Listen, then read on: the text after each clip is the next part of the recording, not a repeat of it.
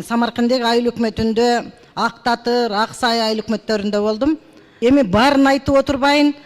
Суу бүгүнкү күнү таза суу Самарканддагы айыл өкмөтүндө ооруканасында суу жок 3 айдан бери. Элде суу жок. Ар ким өзүнүн машинасы менен суу ташып келип ичип атат да. Ичээрге суу жок калып атат.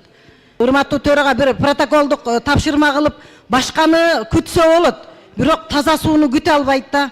Жок дегенде ошол айыл өкмөт сууну ташып берип туруш керек да элге. Баягы 60-жылкы суу түтүктөрү бүт талкаланып бүткөн. Элде да суу жок, ооруканаларда суу жок да. 3 айдан бери суу жок деп атат. Айыл өкмөт менен аерде жолугуштук.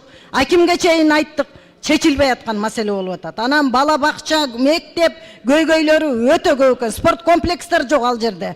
Анан мыногу 34-чү профтех лицейдин негизги эл окуучулар окуй турган корпусу снаряд түшүп баягы жылы. Снарядтан ошол талкаланып, ошол боюнча турат да. Бул билим берүүнүн сапаты дейбиз. Окуу корпустарыбыз талкаланып атат. Анан 34-чү профтех лицей.